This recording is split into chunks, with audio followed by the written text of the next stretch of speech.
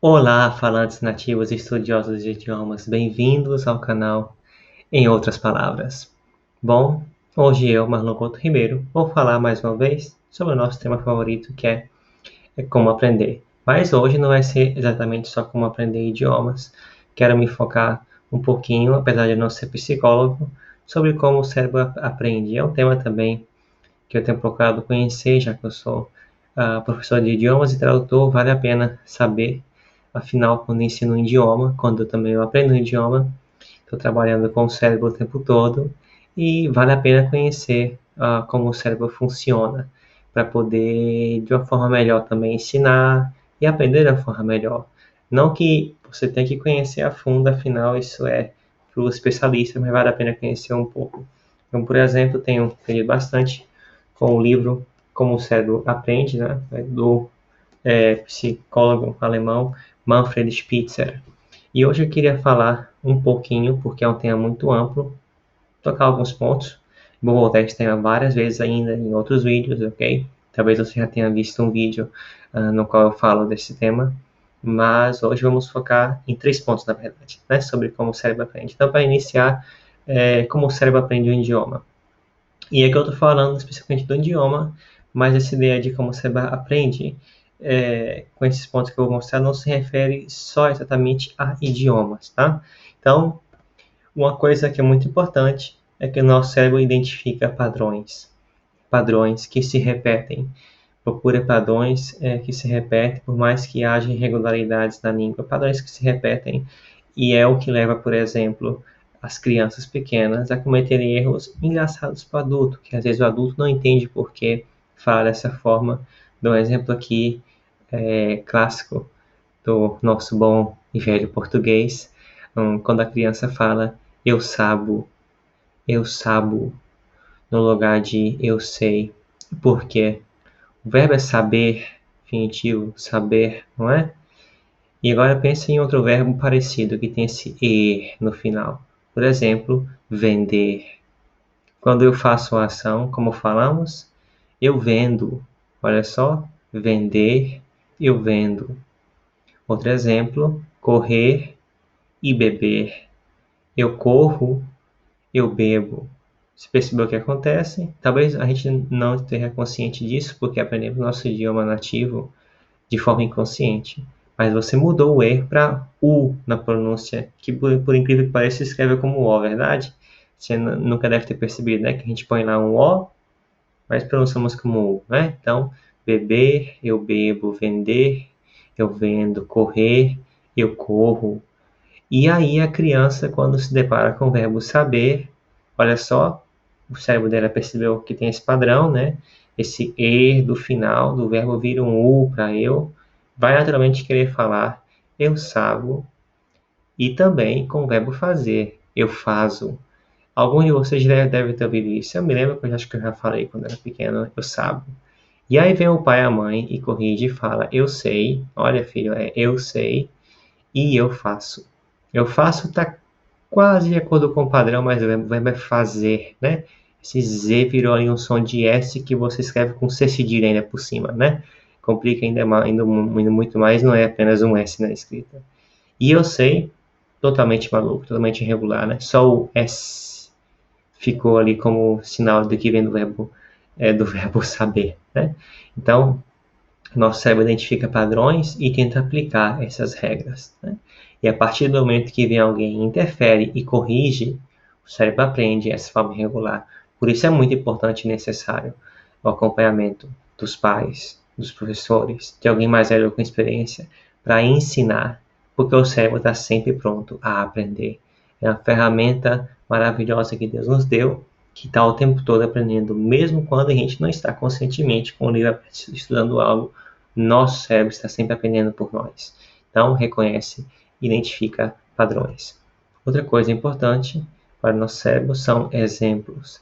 Exemplos de como usar as palavras. Exemplos com a mesma palavra em outros contextos, né? Por exemplo, se nosso cérebro, né, digamos uma criança americana, está aprendendo e ouve a expressão, né, que não vou dizer rice, porque arroz é da nossa realidade brasileira, mas digamos, né, I eat bread every day. I eat bread every day. Bread, que é a palavra para pão. I eat bread every day. Eu como pão todo dia. E aí escuta essa palavra bread de outra forma. Can you buy some bread for me? Can you buy some bread for me? Can you buy some bread for me? Você pode comprar pão para mim, né? Vocês podem comprar pão para mim. Então a palavra bread em outra frase, um outro exemplo de como usar a palavra bread, né? Oh, this bread tastes so good. This bread tastes so good. This bread tastes so good. Né? Esse pão tem um sabor tão bom, né? Ou é tão gostoso. Então, de novo, outro exemplo com a palavra bread. E, então, esses exemplos que dão outros contextos, outras formas de usar a palavra, as palavras que podem aparecer juntos com ela. You can bake a bread. Você pode assar um pão, né? You can cut a bread, né? You can bring some bread. Você pode cortar o pão, você pode trazer o pão. Então, a criança vai aprendendo através dos exemplos. E depois, como ela identifica o padrão, por exemplo, I eat bread every day. You can bring some bread, né? I eat bread every day. Eu como pão todo dia, né? Eu, depois o verbo como, depois a palavra pão, depois todo dia. You can bring some bread for me, né? Você pode trazer algum pão, literalmente, para mim. Ela vê o padrão de como as palavras se encaixam na frase e consegue, através desses exemplos dos padrões, trocar esse vocabulário e colocar um vocabulário novo e fazer uma frase nova que ela pode nunca ter ouvido, mas que vai soar correta. Por exemplo, digamos que ela muda a palavra bread por exemplo, hamburger.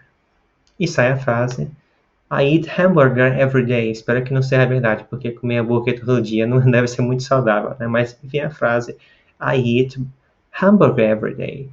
Eu como hambúrguer todo dia. Can you buy a hamburger for me? Can you buy a hamburger? Can you buy me a hamburger? Você pode me comprar um hambúrguer? E aí ela vê, né, a frase lá Can you buy some bread for me? Né? A frase lá, você pode comprar pão para mim? E aí ela muda a palavra bread, a palavra hambúrguer. Então, os exemplos são necessários, exemplos de uso, junto com as palavras que a criança aprende. Okay? No caso do inglês, com o verbo, que é a palavra que descreve a ação que a gente faz, é mais simples porque não tem muita conjugação. O verbo não muda muito, como eu falo, você fala, falamos, eles falam, né? Não tem muita mudança. Mudançazinha no tempo presente é muito simples ali para ele, ela, he, she, it.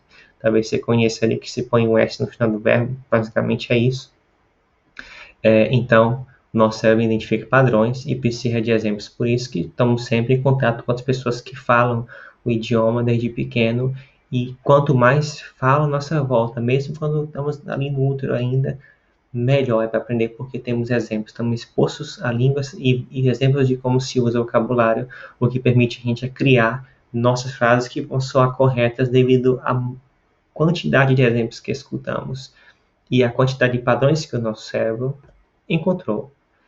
E o nosso cérebro faz associações, conecta esses sons, né, com coisas, com contextos, com o que a gente vê à nossa volta, porque na verdade, quando a gente fala nosso idioma, quando a gente fala a língua nativa, principalmente quando a gente fala o idioma na verdade, não há uma divisão clara entre palavras. Olha só como o nosso português e também o inglês tem isso, juntam uma palavra na outra. Eu posso falar casas amarelas, eu como estrangeiro, casas amarelas, mas não sou natural, porque como se fala, casas amarelas, olha só, casas amarelas, o S do casas, que nem é S, mas é um Z, se junta, emenda, conecta-se com a palavra amarelas e sai casas amarelas.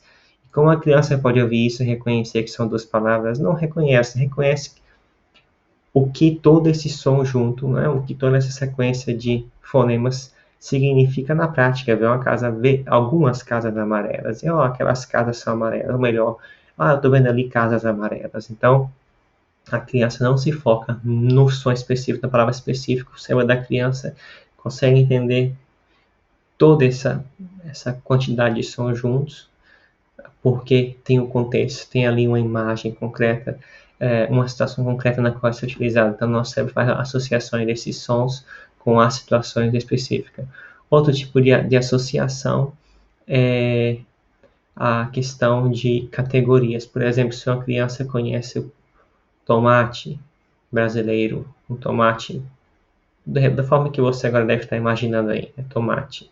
E você de repente vem em outro país, vem aqui para a Polônia e vê um outro tipo de tomate, mas te dizem que é tomate, então você vai automaticamente reconhecer o que é um tomate. O cérebro vai ativar essa informação de que o tomate tem esse sabor, o tomate tem essa consistência, o tomate tem esse tanto de semente, e você não vai precisar ficar, o seu cérebro vai precisar processar aquela informação e salvar de forma especial a informação sobre aquela verdura específica, porque vai tratar como se fosse outra coisa. É tomate ainda, né? Então, as associações são feitas e a gente entende as coisas de uma forma assim, categórica, em forma de categoria. Nosso cérebro não tem que separar um espaço específico para poder você aprender o que é o tomate da Polônia, o tomate lá da Inglaterra, o tomate de um outro lugar específico, porque você tem a categoria tomate. Outro exemplo ainda melhor, a categoria verdura. Pronto, verdura é verdura em qualquer lugar do mundo. Muda alguns tipos. No Brasil tem chuchu. Chuchu, se você não sabia, não é a verdura que você encontra em cada país do mundo. Até existe uma tradução para outros idiomas do nome chuchu, mas não é a verdura que cresce em cada país. Assim como algumas frutas, por exemplo, uma que eu gosto muito aí no Brasil, ata ou pinha, né, também não cresce em todo lugar do mundo. Então, você aprende a questão, conceito de fruta. Normalmente todo mundo, talvez alguma tribo indígena que não tenha contato com fruta, não entenda o que é uma fruta, o conceito de fruta, mas em geral todo mundo conhece o que é fruta, a categoria fruta, depois aprende sobre algumas frutas específicas que você encontra em umas partes do mundo e outras não. Então, nosso cérebro faz associações. Bom, depois eu vou ter mais esse tema, afinal, é um tema muito amplo, a questão de que o cérebro identifica padrões, que precisa de exemplos para a gente aprender e que faz associações. São todos temas que eu posso tratar a parte em outros vídeos. Mas, de qualquer forma, muito obrigado pela atenção. Espero que tenha sido útil, espero que tenha te feito aprender algo mais ou que tenha te motivado a estudar mais sobre o tema. Espero que você possa ver o estudo de idiomas de uma forma diferente, porque não é tão difícil como parece. Então, muito obrigado pela atenção. Não esqueça de dar o like, não esqueça de se inscrever. Então, até a próxima, galera tagarela.